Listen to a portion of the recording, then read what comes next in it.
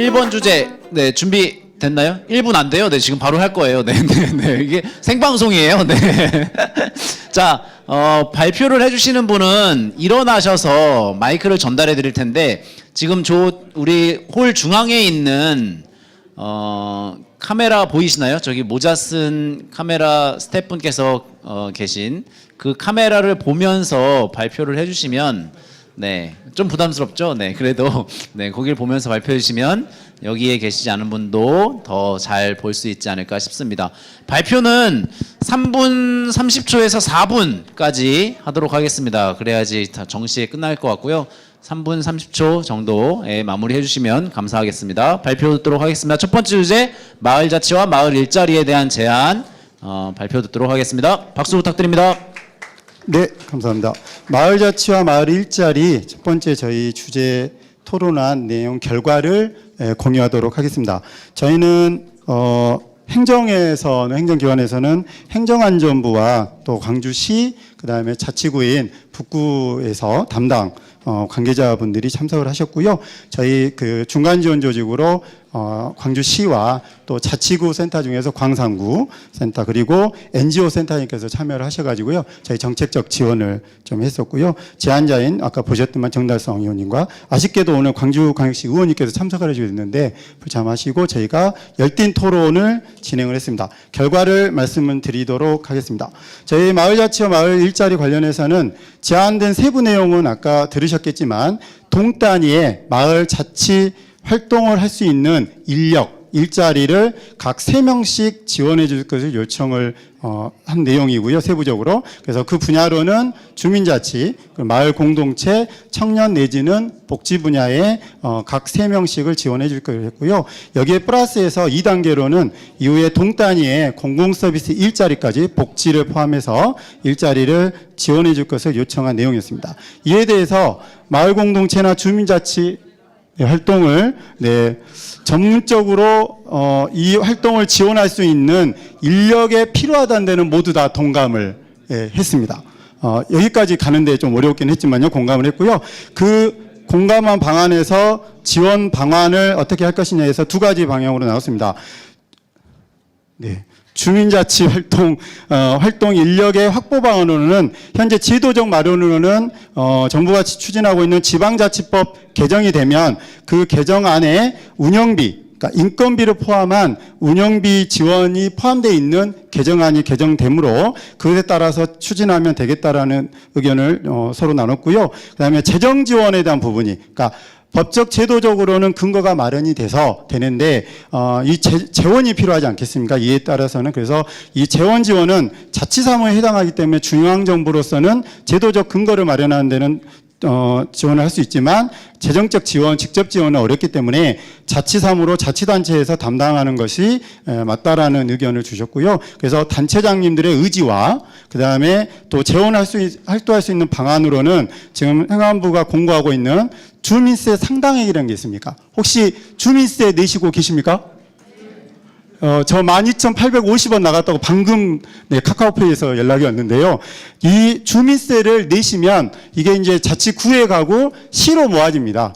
이것이 이제 세금이 모아지면 이거를 주민자치 사업으로 활용할 수 있는 그 방안으로 지금 공고를 하고 있기 때문에 이것을 자치단체의 의지와 함께 재정을 확보하는 방안이고요. 또한 더불어서 마을 주민자치회든 마을 활동 자체에서도 마을 기금을 마련하는 그 차원에서 재정 지원을 마련해서 이 활동 인력을 안정적으로 지원할 수 있게 하자라는 큰 틀의 내용을 이야기를 했고요. 마을 공동체 활동 인력에 대해서는 이 또한 필요하다고 이야기를 하는데 지금 마을 공동체 기본법이 역시 계류 중에 있습니다. 재정을 개정 중에 있어서 제도 마련이 된다면 제도 근거가 마련이 될 것이고 그 전후라도 마을 일자리를 마련할 수 있는 지자체에서는 정부는 아까 그런 제도적 노력을 하고요. 지자체에서는 현장에서는 그렇게 일자리를 마련할 수 있는 일거리, 사업들을 마련하는 노력들을 강구를 하고 이에 대해서는 좀 더 저희들 세부안들이 필요할 것 같습니다. 그리고 현장에서는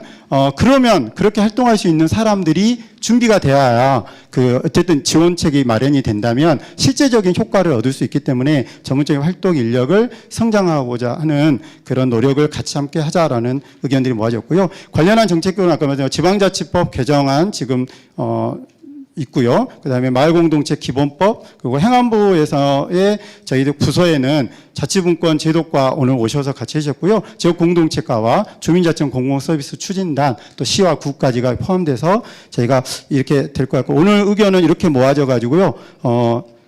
자치정책 의지와 이 주민세 확보까지가 저희가 방안으로 좀 나왔고 그 마을공동체 사업에서 일거리를 마련할 수 있는 방안들을 만드는 데까지 의견을 전원 합의는 아니지만 도출했습니다. 이상으로 보고 마치겠습니다. 네, 감사합니다. 네.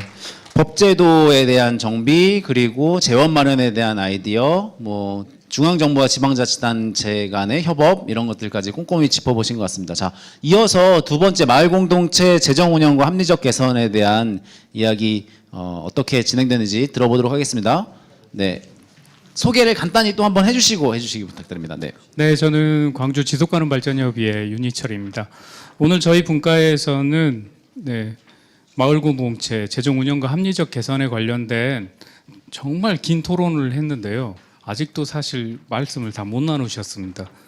그럼에도 불구하고 제가 드릴 수 있는 말씀 너무 간단하게 몇 가지밖에 안 되는데요. 왜냐하면 오늘 사실 결론을 내리기 위해서 모였다라기보다는 서로 상호 이해하고 민의 입장과 관의 입장이 어떤 것인지 한번 되새겨보는 시간이었다고 생각합니다. 그래서 사실 질의응답이 꽤 많았는데요. 거기에 대해서 성실하게 여기 계신 두 분의 공무원께서 너무나 잘 답변을 해주셨고 이외에 또 세 분의 공무원 죄송합니다. 광산구청에서 오신 분을 제가 빠뜨렸는데요. 그렇게 오셔서 이야기를 했고 간단하게 저희가 논의했던 것은 먼저 정책적으로 제안을 한다면 책임과 신뢰에 기반한 자체적인 가이드라인이 마련돼야 된다. 이 그러니까 재정 운영과 이 합리적 개선 방안에 있어서는 책임과 신뢰에 기반한 자체적인 가이드라인 마련이 필요한데 세부적인 정책 내용을 먼저 두 가지만 말씀드리면 먼저 회계 정상 간소화에 대해서는 여러 가지 논의가 있었습니다. 그런데 당장의 간소화는 사실상 쉽지 않겠다 법제도적으로. 하지만 그 안에서 가장 우선시 돼야 될 부분이 사실 회계 정산 시스템을 개편을 하는데 온라인으로 나갈 필요가 있겠다. 방금 저희가 이제 확인한 바에 의하면 이제 행안부에서는 2022년까지 지방 보조금 회계 정산 시스템을 도입할 예정이고 전국적으로 이걸 모든 마을 공동체 사업에 적용할 수 있도록 현재 준비 중에 있다고 합니다. 이런 구축과 도입에 대해서 신경을 쓰고 모두 한번 지켜봐야 되지 않을까 생각이 들고 또 두 번째로 회계 정산 시스템의 안정화를 위한 준비를 해야 되는데 그를 위해서 사실은 이게 당장에 자치구 공무원이 모두 다 해결할 수 있는 것도 아니고 또 시의 공무원이 모든 걸 해결할 수 있는 것도 아니기 때문에 마을에 맞는 회계 지원단의 인력 배치 그리고 회계 교육이 필요하고 이에 관련된 지속적인 관리와 또 컨설팅을 통해서 마을 사업을 하시는 분들이 혹여나 실수를 하거나 아니면 또 회계 정산에 대한 어찌 보면 고유의 의무인데요. 시민의 세금을 쓰는 고유의 의무인데 이것을 잘 이행하고 잘 지켜나갈 수 있도록 해야겠다라는 생각이 들어 이렇게 일단 세부적인 내용을 얘기를 했고 또 실행 시 고려해야 될 사항으로는 공동체에 관련된 전국적인 공통적인 표준안이 필요하겠다라는 생각이 듭니다. 왜냐하면 서울과 광주가 별도의 또 논의와 재정 회계 별도의 정산 기준들을 얘기를 계속하고 있고 전국 지자체들이 하고는 있습니다만 또 이 마을 공동체 사업에 맞는 적절한 이 표준안인 또 논의를 통해서 도출을 해야 될 것이라는 생각이 들고 그렇습니다. 오늘 사실 이거 외에도 정말 많은 이야기들 나눴는데 각자의 입장을 조금 확인하는 차원에서 논의가 됐기 때문에 구체적으로 제가 여기서 다 거론하기는 어려울 것 같고 또 광주시나 또 저희가 사실은 3월부터 이런 논의들 올 초부터 계속 해오고 있는데 앞으로도 계속 해 나가면서 사실은 마을 공동체 사업을 하는 정말 많은 활동가들이나 마을 주민들 입장에서는 하루빨리 이게 개선이 됐으면 좋겠다는 요구들을 계속 해오시고 계시고 또 관의 입장에서는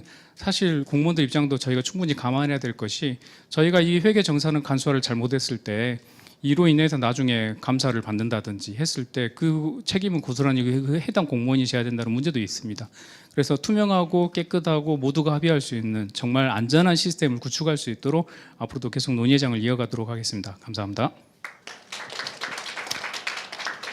네, 감사합니다. 네, 논의를 시작하는 차원에서 몇 가지 정리해서 내용을 이야기해 주셨고요. 네, 감사합니다. 자, 다음으로는 청년주거. 아까 발제한 내용으로 봐서는 굉장히 구체적인 아이디어들이 많이 나왔을 것 같은데요. 그 어떻게 좀 발전을 시키셨는지 이야기를 들어보도록 하겠습니다. 자기소개를 먼저 해주시고 발표해 주시기 바랍니다. 네, 안녕하세요. 저는 광주광역시청 건축주택과에서 연구임대 담당하고 있는 김기숙이라고 합니다. 반갑습니다. 저희의 고민은 이제 작년부터 사실 시작됐는데 그 공공주택 중에 연구임대 아파트에 공실이 많이 발생하는데 이걸 어떻게 해결할지를 먼저 사실 고민했어요. 근데 그거를 하다 보니까 그 공실에 청년 주거비 부담이 많은 청년들이 들어가면 청년들한테는 주거비 부담이 완화되고 또 젊은 세대들이 들어감으로 해서 어떤 연구임대 아파트 단지 내 어떤 그 공동체 활성화가 될 수 있겠구나 이런 쪽으로 방향이 지금 돼서 사업을 하고 있는데 저희는 크게 4가지 정도로 이야기를 했습니다. 먼저 그 공공임대는 입주 자격 기준이 있습니다. 그건 지금 이번에 저희가 광주광역시에서 요청을 해서 공공주택특별법 시행규칙이 개정이 됐어요. 하지만 공가가 많은 아파트에 한해서만 전년도 월평균 소득 100% 이하까지 입주할 수 있다는 그 기준이 완화가 됐는데 그 기준이 공실뿐만 아니라 공공주택 전반으로 어떤 입주 자격이 완화돼서 많은 사람들이 섞여 살 수 있는 어떤 공공임대 주택을 만들 수 있게 어떤 입주 자격 기준 완화를 더 강력하게 요청하자는 내용과 또 지역마다 사실은 주거 여건이나 이런 게 다르기 때문에 시도지사의 권한을 조금 더 확대할 수 있는 쪽으로 법이 개정되면 좋겠다. 또 그리고 공공임대를 관리하는 LH 도시공사 이 2개의 기관이 있는데 이런 것들이 좀 통합적으로 운영되면 어떤 공공임대 주택의 문제점들을 조금 더 잘 해결할 수 있겠다. 그 다음에 또 나온 의견이 청년을 주거 취약계층으로 설정하는 게 어떻겠는가 이런 의견도 있었고요. 지금 현재 평수가 너무 좁아서 공실이 많이 발생하고 있어서 그런 부분도 법적으로 가능하게끔 마련하는 게 좋겠다 해서 이제 저희 공공임대 같은 경우는 정부 주도로 법적인 것을 근거로 다 이루어지기 때문에 시도지사의 권한이 많이 없습니다. 그래서 저희는 사실 이걸 하기 위해서는 법에 대한 개정 건의가 많이 필요한 사항입니다. 그 다음에 또 나온 얘기가 그러면 이 청년들이 들어갔을 때 재능 기부만 할 수 없잖아요. 들어가서 자기를 희생하면서 하면 지치기도 하고 지속성이 떨어지기 때문에 공공임대 단지 내에 지금 사회적 일자리가 있긴 하지만 미약하니까 그런 부분을 더 확대할 수 있는 방안을 마련했으면 좋겠다. 또 하나는 장기 공공임대 마을 활동가를 양성하고 또 의무적으로 어떤 20명 이상 배치한다거나 이런 식으로 조금 그 전문적인 일자리를 마련하는 것. 그 다음에 도시재생 어떤 사업을 할 때는 아파트는 잘 안 되는 상황이에요. 그래서 이 아파트는 그 물리적인 부분에서 도시재생의 지원이 좀 안 된다면 사회적 부분으로 국비 지원을 많이 해줬으면 좋겠다 이런 의견도 나왔습니다. 그 다음에 저희가 이 사업을 하는 데 있어서 공공임대는 1인 가구가 들어가 살기에도 연구임대 아파트는 많이 작거든요. 근데 이미 30년 가까이 된 이 아파트를 많이 손대기도 어렵고 그러면 남아있는 공실을 지금 현재 법상으로는 주거 공간으로밖에 못 써요. 그러니까 어떤 남아있는 공간을 어떻게 좋게 활용하고 입주민들에게 그 혜택을 돌아가게 하고 싶어도 법적 근거도 없고 막혀있기 때문에 이 공실을 커뮤니티 공간으로 사용할 수 있게끔 저희가 법을 또 개정하면 좋겠다.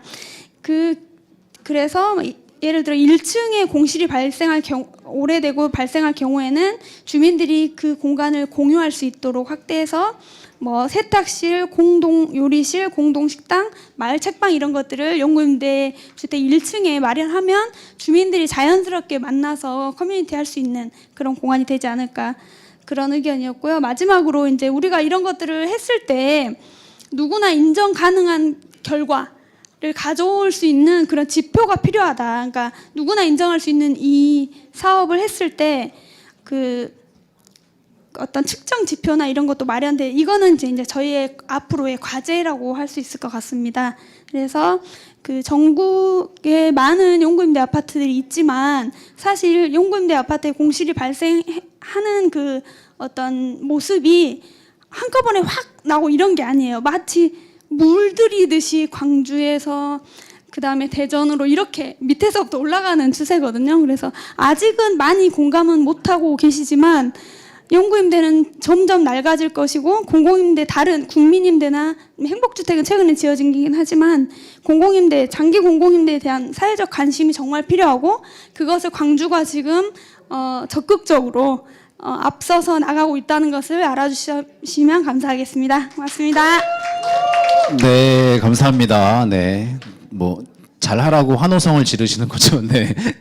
그 입주 자격을 완화한다거나 공간의 활용도를 넓힌다거나 이런 것들을 위한 법적 법 제도 개선들이 필요하다라는 제안을 해주셨고 지역마다의 편차가 있을 테니 시도지사의 자율성을 좀 확보해 주는 것 이야기해 주셨습니다. 상상하신 내용이 반영되면 이게 요즘에 많이 추구하는 사회주택의 모습들하고 거의 유사하니까 저는 공공임대주택이라고 브랜딩 이름을 계속 두는 게 아니라 우리가 새롭게 만드는 광주형 사회주택 이렇게 이름을 만들면 낙인 효과도 좀 없어지지 않을까 이런 생각을 좀 하면서 들었습니다. 네, 자, 네, 고맙습니다. 다음으로 네 번째 발표. 여성 안전, 네, 여성이 안전한 도시는 어떻게 만들까 제안 다시 듣도록 하겠습니다. 자기소개 한 번 더 부탁드립니다. 네, 네 번째 제안자 시민권익위원회 일반행정분과장 박수희입니다. 저희는 여성의 안전한 도시는 어떻게 만들까에 대한 제안을 드렸고 그에 대한 아주 심층 있는 논의를 다루었는데요. 정말 또 저희 그 토론하시는 분들 대부분이 여성이라서 아주 활발하게 논의가 진행이 됐습니다. 혹시 여성을 대상으로 하는 강력 범죄 발생률이 몇 %인지 알고 계신가요? 몇 %나 될까요? 60%? 또, 네, 다른 분 계신가요? 70%? 네, 점점 올라가고 있는데요. 놀랍게도 90%라고 합니다. 그러니까 10명 중 9명은 여성을 대상으로 한 강력 범죄가 발생하고 있다고 하는데요. 그런 만큼 행정에서도 여성의 안전에 대한 정말 구체적인 정책들이 필요해 보입니다. 특히 광주 같은 경우는 여성 1인 가구의 비율이 굉장히 높기 때문에 이 부분에 초점을 맞춰서 정책이 시행되어야 할 것 같고요. 여러 가지 다양한 아이디어들이 논의가 됐는데 일단 가로등의 불빛을 바꾸자라는 아이디어가 나왔습니다. 실제로 가로등 불빛을 파란색으로 바꾸었을 경우에 범죄 발생률이 30에서 40% 줄었던 그런 사례가 있다고 합니다. 그래서 사람을 좀 편안하게 해주는 불빛으로 바꾸면 어떨까 그런 아이디어가 제기가 됐고요.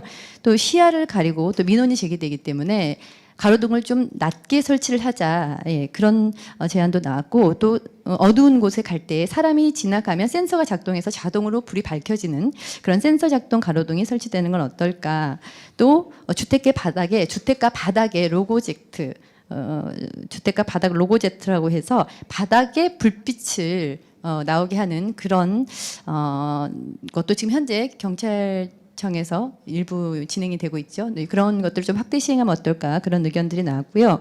또 가장 중요한 게 있습니다. 지금 현재 112 간편 신고 앱에 대한 설명을 드렸었는데 사실 점점점 이용 실적이 줄어들고 있습니다. 그만큼 사용자가 줄어들고 있다는 얘기인데 그렇다면 문제가 무엇일까? 홍보만의 문제일까? 아니면 이용하는 데 있어서 불편함이 많아서일까? 결국은 112로 전화로 신고하는 게 가장 편리하기 때문에 이용률이 떨어지고 있다고 합니다. 그런데 지금 이 홍보에 있어서 또 저희들이 잘 알지 못하는 가장 중요한 부분이 있는데 2015년 4월 이후에 출시가 된 휴대폰에는 비상 간편 기능이 탑재가 되어 있다고 합니다. 근데 사실 이 기능을 지금 저희 테이블에 경찰청에서도 나와 계시는데 모두 모르고 계셨어요. 근데 여러분은 알고 계시는지 모르겠는데 가지고 계신 휴대폰이 안드로이드 폰일 경우에는 전원 버튼을 3번을 누르시면 경찰서에 연결이 됩니다. 혹시 알고 계셨나요? 모르셨죠? 저도 이 특별위원회를 통해서 처음 알게 된 내용이고요. 아이폰일 경우에는 전원 버튼을 5번을 눌렀을 경우에 경찰서에 바로 연결이 됩니다. 지금 저희 고보혜 박사님이 실제로 실험을 했더니 바로 경찰서에 연결이 돼서 지금 이거 경찰서에 업무 부담이 될까 봐 저희가 지금 실험을 해보기가 좀 어려운 상황인데요. 그런데 이런 기능이 제대로 작동되기 위해서는 여러분이 가지고 계신 휴대폰의 설정 기능을 좀 확인을 해 보실 필요가 있는데요. 잠시만요. 휴대폰을 좀 주시겠어요? 여러분 가지고 계시는 휴대폰에 설정을 들어가시면요. 지금 한번 좀 해 보시겠어요? 설정에 들어가면 유용한 기능이 있습니다. 찾으셨나요? 유용한 기능. 유용한 기능을 클릭하시고 SOS 메시지 보내기를 클릭을 하시면 사용 중이라고 되어 있는 분이 계시고 사용 중이지 않다고 되어 있는 분이 계신데 사용 중으로 바꾸어 주시면 됩니다. 그리고 SOS 메시지를 받을 사람을 경찰서 혹은 지인들 4명까지 추가할 수 있습니다. 그렇게 함으로써 위급 상황에 전원 버튼을 눌렀을 경우에 지정한 사람에게 SOS 메시지가 자동으로 이렇게 전송이 되는데 그 밑에 보면 오디오 녹음 파일 첨부가 있습니다. 위급 상황 시에 전원 버튼을 눌렀을 경우에 첫째 문자 메시지가 가고요. 두 번째 현장에 5초 동안에 주변의 소리가 녹음이 돼서 자동으로 전송이 되고 위치 정보까지 이 3가지가 전송이 된다고 합니다. 그런데 아주 이렇게 중요하고 편리한 기능을 아무도 모르고 있었다는 거. 네, 이게 아마 홍보의 가장 큰 문제점이 아닌가 싶습니다. 사실 우리가 많은 정책을 발굴하고 아이디어를 내지만 좋은 정책을 발굴한들 이게 홍보가 되지 않으면 아무 소용이 없겠죠. 그래서 이 경찰서를 비롯해서 지자체 그리고 또 중앙정부에서도 이 부분에 대한 홍보가 정말 적극적으로 필요하지 않을까 하는 생각이 들고요. 네. 뿐만 아니라 이제 성평등, 인권에 대한 여성을 존중하는 문화 이런 문화가 좀 확산될 수 있고 여성들도 스스로를 존중하고 남성들도 여성을 동등한 인격체로 대우하려는 그런 인식 개선 또 캠페인 그런 교육들이 필요해 보입니다. 사실 저희가 이 논의를 하는 것만으로도 여성이 안심하고 살 수 있는 도시가 된 것 같은 그런 기분이 들었습니다. 감사합니다. 네, 고맙습니다. 네. 아이폰에는 설정에 들어가면 바로 SOS 긴급구조 요청으로 따로 되어 있습니다. 네, 아까 설명해 주신 건 아마 안드로이드 계열의 설명이신 것 같습니다. 자, 바로 마지막 발표 듣도록 하겠습니다. 사회서비스원 복지 공공성 확장과 사회서비스원에 대한 제안 발표 듣도록 하겠습니다. 소개를 마지막으로 한 번 더 해주시고. 네, 네. 사회서비스원 관련해서 저희들은 아마 이제 강주가 사회서비스원을 추진을 하는데 경기도하고 그다음에 대구하고 그다음에 서울 직접 추진하는 공무원분들이 오셨어요. 그다음 보건복지부에서도 오시고 그래가지고 이제 강주가 앞으로 사회서비스원을 추진하는데 여러 가지 이제 규모 사회서비스 서비스원에 들어와야 될 사회복지 시설 규모 이제 이런 부분들 이야기를 했었는데 아마 이제 저희들이 몰랐던 굉장히 이제 중요한 사실도 많이 이렇게 알려주셨는데 뭐 국공립 같은 시설 같은 경우도 사실은 이제 이름으로는 국공립인데 민간한테 이탁한 시설들도 굉장히 많아요. 그래서 이제 그런 이탁 기간이라든가 이런 게 언제까지인가 이제 뭐 이런 현황을 파악을 한다든가 그다음에 이제 민간이 현재 설치해서 운영하고 있는 이런 시설들과 관련해서는 현행 법적 측면에서 한계가 있을 거다. 이제 이런 부분들을 하고 만약에 이제 굳이 그런다 하더라도 하려고 한다고 하면 조례라든가 이런 게 이제 규정하는 것 이런 부분들의 이야기도 좀 듣게 됐었고 그다음에 이제 뭐 사회서비스원이 일종의 처우 개선 이런 의미도 있는데 아마 이제 생활임금 이 수준에 맞춰서 임금이 지급이 돼야 될 것 같은데 이제 그런 부분들에 대해서 귀한 말씀해 주셨고 그다음에 이제 뭐 저희 여기에서도 이제 사회서비스원이 출범하게 되면 초기에 직원들이 굉장히 중요한 역할을 하게 될 건데 상당한 어떤 의지와 신념이 있는 이런 어떤 훌륭한 직원들을 뽑는 것 이런 어떤 조건들을 갖추는 것 뭐 이런 중심으로 이야기를 나눴고 아무튼 이제 강주시는 이 사회서비스를 추진하는데 먼저 추진하고 있는 이 기관들께서 오늘 이야기해 주신 내용 받아서 같이 이제 민간하고 함께 훌륭한 사회서비스를 만들기 위해서 노력하도록 하겠습니다. 네, 감사합니다.